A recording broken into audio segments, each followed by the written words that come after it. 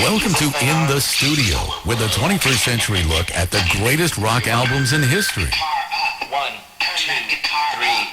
I'm Redbeard, and today in the studio, we mark the 35th anniversary of Pink Floyd's musical Postcard from the Edge, Wish You Were Here.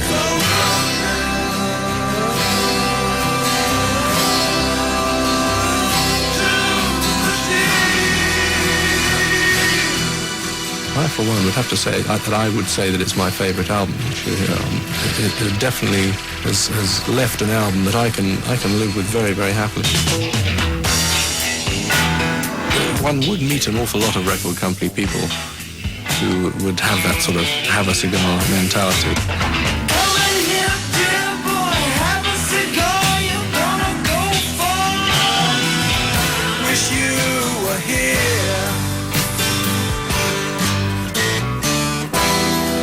Hello, this is David Gilmour of Pink Floyd. And I'm Nick Mason, and we're in the studio with Redbeard. Coming up next, David Gilmour and Nick Mason of Pink Floyd join Roger Waters with me in the studio for the 35th anniversary of Wish You Were Here. Don't go away. Welcome back in the studio with Redbeard. This is David Gilmour of Pink Floyd. Welcome back in the studio. I'm Nick Mason of Pink Floyd with Redbeard. Thanks, guys. If you became a Pink Floyd fan with the release of 1973's Dark Side of the Moon, like millions worldwide, then their September 1975 follow-up, Wish You Were Here, probably seems like their second album. If, like me, you were intrigued even earlier by Pink Floyd albums Ummagumma and Atom Heart Mother and became a fan in 1971 with the release of Metal, then Wish You Were Here appears to be about their fifth album, when in fact, this mid-70s masterpiece is actually Pink Floyd's ninth studio album. Following on the heels of the record-setting Dark Side of the Moon, Wish You Were Here was the second Pink Floyd album to employ a conceptual theme by Roger Waters, using the debilitating madness of Pink Floyd co-founder Syd Barrett as a symbol for the isolating alienation by the modern world, particularly the greed and insincerity of the entertainment business. The Wish You Were Here album debuted in the UK at number 1, followed by topping the sales in the US the following week. The latest figures estimate more than 13 million copies sold of Wish You Were Here. Readers of Q Magazine ranked Wish You Were Here at number 34 on the greatest albums list, while Rolling Stone writers listed at number 209 on their top 500 albums all time. Yet by the spring of 1975, the overwhelming critical and commercial success of Dark Side of the Moon and its subsequent tours had left Pink Floyd's Roger Waters, David Gilmour, Nick Mason, and Richard Wright emotionally and physically drained. Apparently, the band's soaring popularity had caught the Floyd somewhat by surprise, and they were struggling to get a grip on stardom. Here's songwriter Roger Waters with me in the studio. They're hanging around as a struggling band, you know, the 19, 20-year-olds or younger they are often. Kids, you start in a band, you start trying to write songs, you this and that and the other, you maybe get to the end of that dream for us was Dark Side of the Moon. You know, Pink Floyd fulfilled its necessary function with Dark Side of the Moon. A big hit record. Beyond that, I'm still surprised that I can make a living doing this. Both David Gilmour and Nick Mason of Pink Floyd agree that the early days of recording Wish You Were Here were very difficult. Because of the phenomenal response to the album Dark Side of the Moon. It was a very difficult period for us, I have to say. All your childhood dreams had been sort of realized.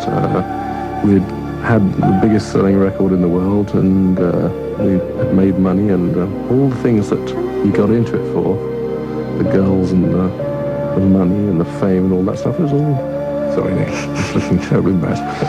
Everything had come our way, and you had to reassess what you were in it for thereafter, and it was a pretty confusing and sort of empty time for a while. But I, for one, would have to say that I would say that it's my favourite album, Wish You Were Here. The end result of all that, whatever it was, it definitely has left an album that I can live with very, very happily. I like it very much. It's partly that it was a struggle to make the album. I think there's perhaps a feeling that once you've had the big hit album, the next one should roll off a little easier. And in fact, like so many things, each rung of the ladder is it's equidistant, and it's just as difficult to make the next album as it was the one before. Harder. Harder. It was just, the pressure of following something like Dark Side of the Moon. You try it one day. Yeah, you just try it.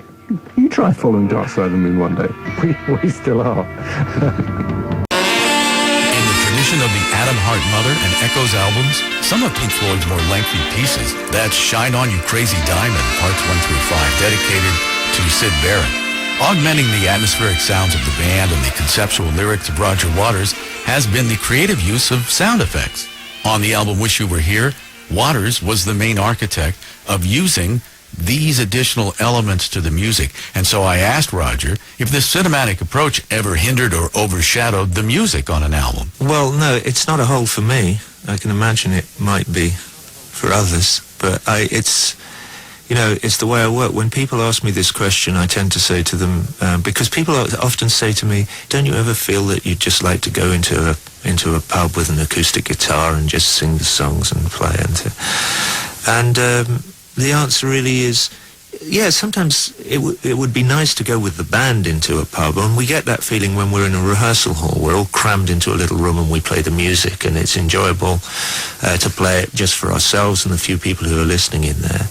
But really what I do is the other thing. It's a bit like saying to Jackson Pollock, yeah, sure, there's all these great big canvases covered in squiggles, but don't you ever feel that you'd rather be sitting in a field doing a 10 by 9 inch watercolor of a daisy or something?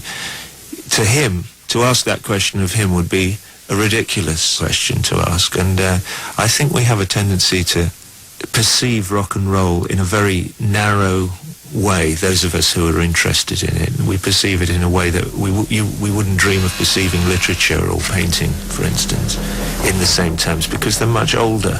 We have this natural tendency to want to crush it all together in the same pigeonhole and say rock and roll is this or it's that. Do you feel rock and roll is moving more towards a more humanistic approach and away from the this? Well, yeah, bits of it are and bits of it aren't. It's diverse. It can't, it's not all Thomas Mann and it's not all Enid Blyton or Harold Robbins. It's very, very diverse form and should be allowed to be so.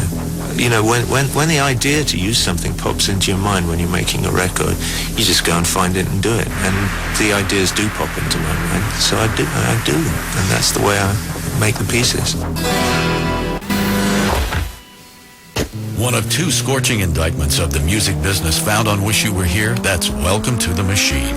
I'm Redbeard. When we come back, we'll hear about Syd Barrett and the problems Pink Floyd encountered recording Shine On You Crazy Diamond. For this and your other favorite interviews, visit inthestudio.net. This is In the Studio with Pink Floyd for the 35th anniversary of Wish You Were Here. Welcome back in the studio with Redbeard. This is David Gilmour of Pink Floyd. Welcome back in the studio. I'm Nick Mason of Pink Floyd with Redbeard. Welcome back in the studio with David Gilmour, Nick Mason, and Roger Waters for the 35th anniversary of the 1975 Pink Floyd album Wish You Were Here. With the song Have a Cigar, we find another biting indictment of the record business. Here's David Gilmour with me in the studio.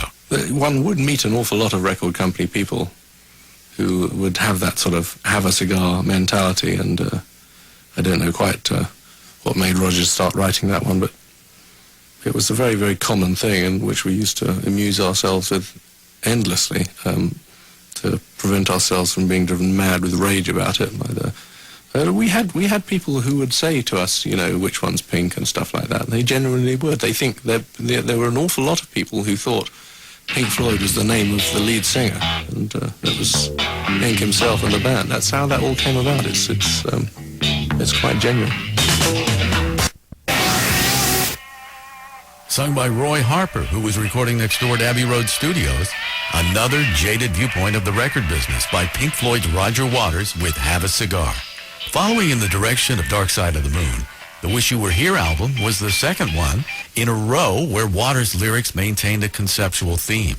Ironically for Waters, writing was one thing that Roger was not encouraged to do when he was a student in school. I was told very firmly all through my school days that there was no question of me ever being involved in writing anything. My essays or whatever would come back with bad marks and just hopeless, forget absolute write-off. So I would say, to anybody out there who still is facing this problems with people who are not involved in education in the Greek sense, which is, to draw out the best that is in a child or an individual. Take heart, because I suddenly discovered that all I had to do was be honest and say what I felt, and I discovered I had a knack of being honest and saying what I feel and strumming the guitar or playing the piano a little bit at the same time, and I made a living out. That's not what's important, though. What's important is I think, for yourself to do it. If you want to be creative in any way, it doesn't matter. You don't have to be Michelangelo, or John Lennon. You can just be you and do it at home. Do it for fun. Don't give up your day job. A technical problem took place during the recording of Shine On You Crazy Diamond, according to David Gilmour and Nick Mason. I remember doing the backing track. We had one problem making the actual backing track for Shine On, where we had a new desk, new console in the studio, and no one was 100% certain how it worked. And the whole echo returns of everything that we were doing was recorded onto the drum tracks, which meant that when we went to the drum tracks on their own, when we finally took everything else out and said, can we have the echo off this or the echo off that? And they said, well, we can't seem to get rid of it. And we took everything else out of the mix and listened to the drums on their own. We found that there was this massive echo from other instruments all over the drums. So we did actually have to go and start all over again and re-record it. So there was a bit of cursing and swearing about that, as it had taken a day or two to get that track done. And we were very happy with the actual performance. I think also there was a point at which, with the invention of the 16-track and 2-inch tape, there was a belief for quite a while that there would be something intrinsically wrong in editing tape that big. So consequently, whenever we played these pieces, they had to be played through from beginning to end. And particularly for Roger and myself, was the rhythm section, which would be laid down first. This was a fairly tough business, because the whole thing had to be sort of right. And had to be memorised, because you would probably not listening to any other instruments, all vocals, so you Absolutely. had no... So it was a pretty weird thing. I mean, I don't think I could remember that much stuff now. If you read some of the initial reviews of Wish You Were Here in 1975, you may be surprised and perplexed to find that more than one writer gave Pink Floyd a critical pasting in spite of the album's obvious popularity with #1 sales. Roger Waters reminds us that certain negative reviews may have had more to do with temper tantrums over lack of access than the actual music on the album Wish You Were Here. We didn't do press, you see. We never spoke to anybody. I've got a very old friend called Gary Stromberg. In fact, he is the man who introduced me to my wife, for which I will be eternally grateful. He introduced us because he was employed on one of the tours, the Wish You Were Here tour, 1975, to do our publicity. His brief was no. And that was it. We said, Gary, we want you to come on the whole tour and deal with the press and the media in every way possible. And the answer is no. Can we have no. Can we do an interview? No. Can we take no. No. All you have to do is keep saying no, and that's your job. Having interviewed all 4 members of Pink Floyd, past and present, at length about all of the eras of their long career, I'm asked by ardent fans often to try to explain why that lineup of Waters, Gilmour, Wright, and Mason couldn't continue making brilliant music together after The Wall in 1979. There have been volumes written on the subject, but I think it can best be explained by the band members themselves in the following 2 descriptions of the same thing. First, I asked the late Pink Floyd keyboard player Rick Wright why Rick said that Wish You Were Here was his favorite Pink Floyd album. It's hard to say. It just happens to be the album that, for me, just from the moment it starts till it finishes, it flows. The songs flow into each other, and it's just a wonderful feeling in it, a band feeling, which hadn't happened on Momentary Lapse of Reason. I wasn't on Final Cut. I was on The Wall, but again, it wasn't a band thing. And we wanted, both Dave and Nick, I can speak for them, I think, and myself, really liked the feeling we had on Dark Side of the Moon and Wish You Were Here. After that, Animals, we lost that band feeling. And then I asked Roger Waters to describe the exact same period that Rick Wright, David Gilmour, and Nick Mason all agree resulted in one of their best Pink Floyd albums ever. Dark Side of the Moon was really that was a band. But I think bands get together and they want to be successful and they want to be this and they want to be that. And I think with Dark Side of the Moon we achieved everything that we could. Wish You Were Here was a very good title for that album and has been reasonably well documented in other interviews and things. I've often said what that album should really have been called was Wish We Were Here, because we weren't really. And already the rot had set in, and the only thing that was holding Pink Floyd together at that time was fear and avarice.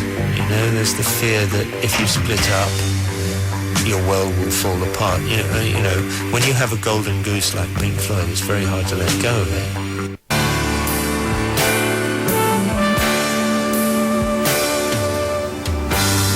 Another strange and unforgettable occurrence happened during the final mixing of the song Shine On You Crazy Diamond, when an obese and balding Syd Barrett walked into the recording studio unannounced. The irony, of course, is that much of Wish You Were Here, and in particular the song Shine On You Crazy Diamond, was about the rise and fall of Syd Barrett, Pink Floyd's co-founder and original guitarist, vocalist, and main songwriter. None of the members of Pink Floyd ever saw Syd Barrett again until his death in 2006. But that hasn't stopped Syd Barrett fanatics from keeping the flame lit. Here's Roger Waters. If our hobby is to be interested in Pink Floyd and whether Syd did this or did that or what colour shoes he wore on March the 18th, 1967 or whatever, well, who am I to say that that's obsessive? I mean, some people collect stamps, you know. I mean, it's better than watching Ninja Turtles on TV. You know, being a Syd Barrett fan seems to me to be a perfectly legitimate and reasonable way of spending your spare time. Just making a study of... He was a very interesting man. He wrote some fantastic songs. There's a body of work which is there, and unfortunately it is complete. You know, there won't be any more. He was a visionary. He was an extraordinary musician. He started Pink Floyd. Well, I mean, Syd and I started the band together, but if he hadn't been there, nothing would have happened. I'd be working for an architect now. I might be my own boss by now. I probably would. But I would not be doing the work that I'm doing, I don't think. He was, you know, he was the key that unlocked the door to rock and roll for me. And on this 35th anniversary of the Wish You Were Here album, here's a Pink Floyd update. The first week of October, an introduction to Syd Barrett will be released in the UK and Europe, bringing together the early songs of Pink Floyd with Syd Barrett's solo albums on one compilation. David Gilmour, as executive producer, also has remixed, remastered, and even played bass. Gilmour was a surprise guest during Roger Waters' July 11th benefit concert in Kidlington, Oxfordshire, during which they performed 3 Pink Floyd songs, including Wish You Were Here. Roger Waters' North American tour of The Wall opens next week in Toronto, then continues on in North America through December. And to hear the full interview with keyboard player Richard Wright, who passed away in September 2009, go to inthestudio.net. I'm Redbeard. I'll be back in the studio after this.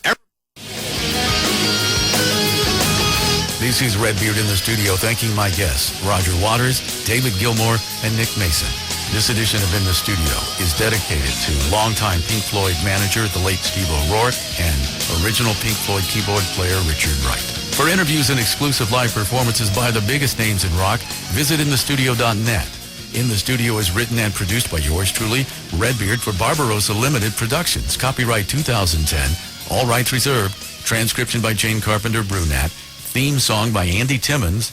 Be a part of the In the Studio network at inthestudio.net.